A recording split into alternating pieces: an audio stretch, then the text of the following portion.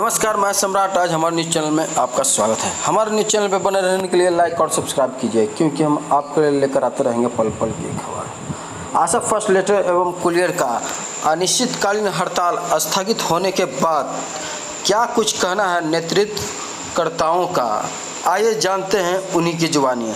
हमारे news channel पर बने रहिए, देखते रहिए सम्राट न्यूज़ बिहार। धन्यवाद।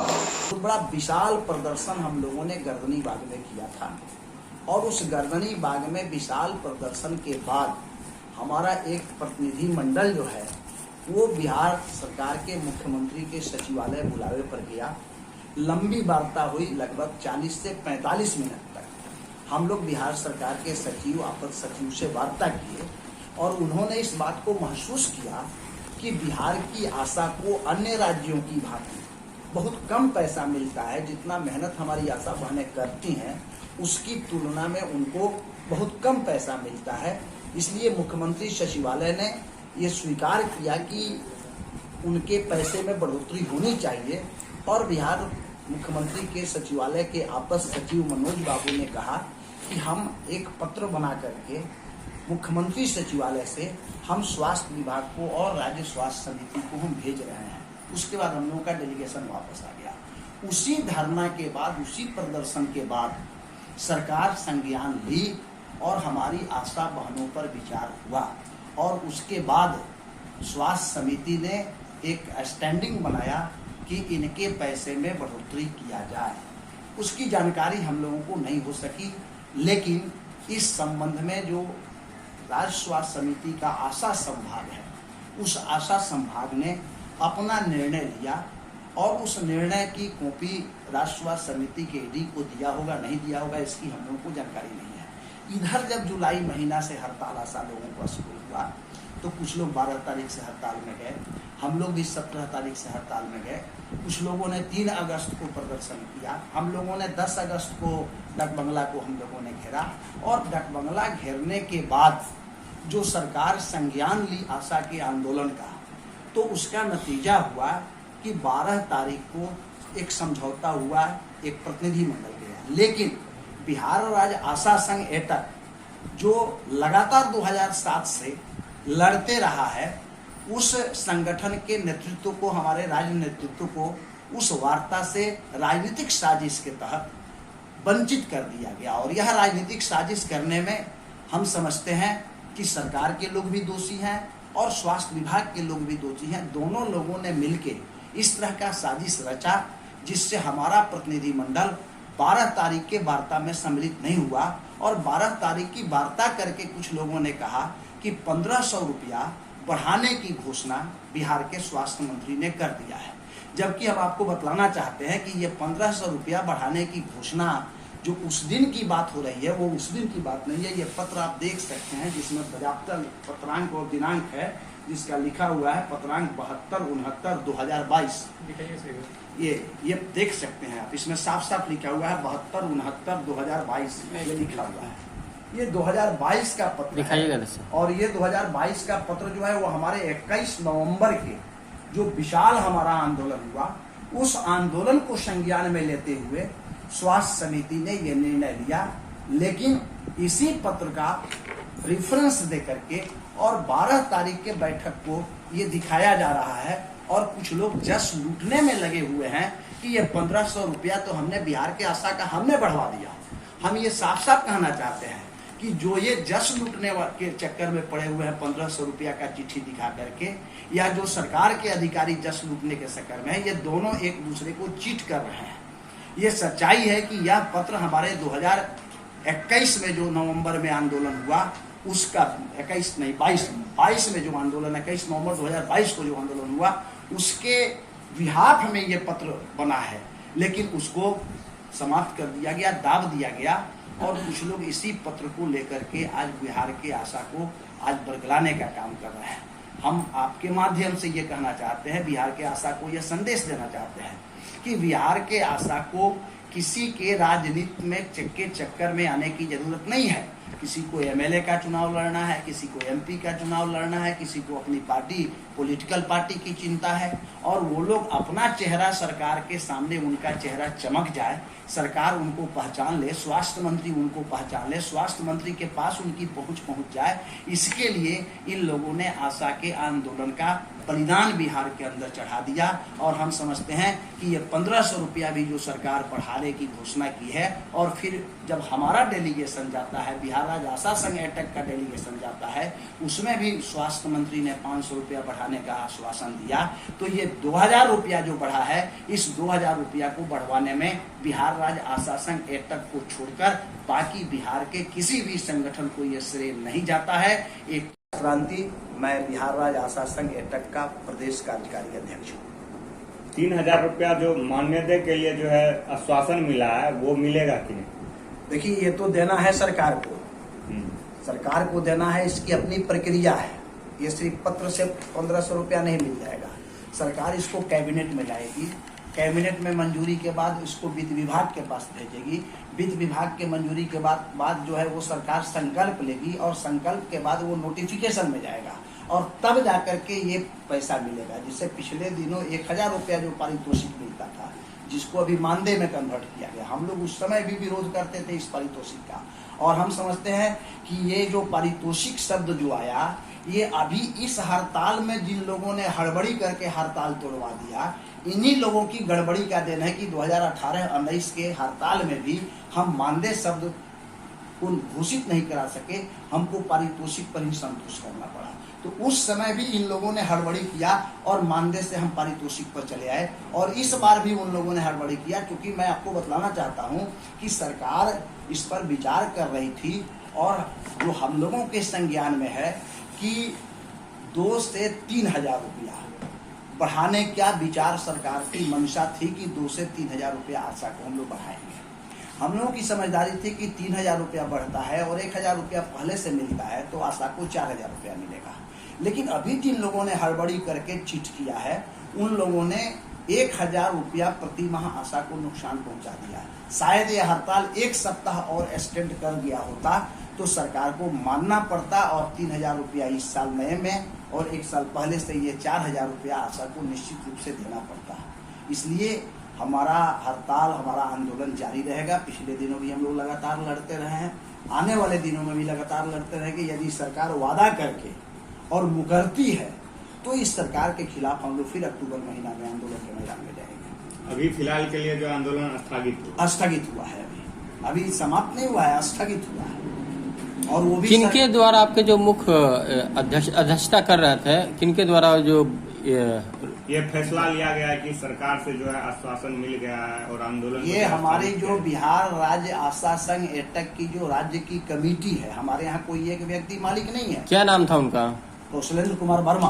अच्छा। वो हमारे महासचिव हैं इस संगठन के, और वो पटना में रहते भी हैं, तमाम संगठन के गतिविधियों को, दैनिक गतिविधियों को देखते हैं। तो उन्होंने अपनी आशा को, आशा फैसिलिटेटर को बुलाया, सारी बातों पर चर्चा किया, और सहमति बनी कि जो सरकार से आश्वासन हमको मिला है, उस आश्वासन के भरोसे पर हम इस हड़ताल को स्थगित कर रहे हैं। और यदि सरकार इस भरोसा पर खरा नहीं उतरती है तो फिर हम आंदोलन में जाने की तैयारी करेंगे। अच्छा, वो शशि यादव जो है वो आशा संघ की अध्यक्ष है, ठीक है, वो इस बात को लेकर के आगे बढ़ी या आप लोग? देखिए, मैंने आपको पहले ही कहा कि इस बिहार में 2007 से 2005 से आशा का चयन शुरू हुआ। 2005 में बहुत कम छोटे पैमाने पर आशा का चयन हुआ, लेकिन 2007 में बड़े पैमाने पर आशा का चयन हुआ। उस 2007 से हम लोग आशा के सवालों को लेकर के लड़ रहे हैं। आपने देखा होगा कि शशि यादव की जो बात आप कर रहे हैं, वो जिस बैनर के तले वो आंदोलन करती हैं, वो अराजपत्रित कर्मचारी संघ है, और जिस पर लिखा हुआ है गोपगुप्त, वो उन कर्मचारियों का संगठन है जो सरकार के स्वास्थ्य विभाग में अस्थायी कर्मी हैं, 3rd ग्रेड और 4th ग्रेड के जो कर्मी हैं, उनका वो यूनियन चलाते हैं। वो गोपगुप्त है, उसका यूनियन चलाते हैं, वो आशा का यूनियन नहीं है। लेकिन उसी के बैनर के तले, सरकारी कर्मचारियों के बैनर के तले ही उन्होंने आशा और आशा फैसिलिटेटर को भी कलेक्ट करके और अपने आप को आशा नेत्री वो बन रही हैं, अपने आप को आशा नेत्री के रूप में प्रोजेक्ट कर रही हैं। लेकिन गोपगुट का जो ऑर्गेनाइजेशन है, जो संगठन है, ट्रेड यूनियन है, वो आशा का नहीं है, वो स्वास्थ्य कर्मियों का संगठन है। अच्छा, तो शशि यादव स्वास्थ्य कर्मी संगठन का अध्यक्ष है। गोपगुट है। ये आशा का 3 संघ है। मेरा ऑल इंडिया पर है बिहार आशा संघ, उनका बिहार आशा कार्यकर्ता संघ गोपगुट, और एक जो है कर्मचारी संघ चलाते हैं। तो इसका जो नाम पयोरी है, मेरा 2007 से चल रहा है। राष्ट्रीय स्तर पर किसी का नहीं है, और एक तक आज का 1920 का है, इसीलिए एटक 1920 का है। एटक में तमाम बहुत से यूनियन संबद्ध है। तो मेरी लड़ाई राष्ट्रीय स्तर पर 28 मार्च को हम लड़ के आए दिल्ली से, और उसके बाद बिहार में लड़ाई हुई है। हम लोग का इतिहास रहा संघर्ष करने का। तो नया 80 में 90 हम लोग का जन्म नहीं है। हम लोग 2020 से लड़ रहे हैं, अलग अलग सेक्टरों की लड़ाई लड़ती है, खाली रास्ते के नहीं। पूरे तमाम असंगठित हो या संगठित हो, बैंक में दूसरा कोई नहीं मिलेगा, बिजली भी नहीं मिलेगा। इसलिए इसका स्कोप, ये लड़ाई आशा के एक छोटा सा पार्ट है। अभी लड़ाई मेरा है केंद्र सरकार से, और उसमें एटक के अगुवाई में जितना भी देश में 9 ट्रेड यूनियन है, 9 ट्रेड यूनियन की मोर्चा दिल्ली से बना है। 14 जो डिमांड हम जो बनाए आशा का, उसी ट्रेड यूनियन के डिमांड लेते हुए 25,000 का डिमांड बनाए, जिसमें 26,500 रुपया सेंट्रल डिमांड है। बिहार में भी संयुक्त ट्रेड यूनियन की एकता है। कुछ लोग जो है हमारे यूनियन में पहले भी आशा का मोर्चा था, इधर हम लोग की आंगनबाड़ी में मोर्चा है, सब जगह। अब कुछ कारण से आशा का हम जो है, हमारी लड़ाई गई, हम हड़ताल के पक्ष में नहीं थे और आगे जाते, क्योंकि राष्ट्रीय हड़ताल नवंबर में होने वाला था। लेकिन 2 संगठन जब हड़ताल में चल गया तो हम लोग के भी लगा, हम तो लड़ाई में लगे हुए थे। और इस तरह से जब गए तो हम 17 से गए, लेकिन 11 जुलाई का मुख्यमंत्री घेराव भी किए हैं, और इसके पहले मिले भी हैं। लगातार पैसे देखिए करते हैं, रात में भी अपना बच्चा को छोड़कर दूसरे के बच्चा को लेकर दौड़ते हैं।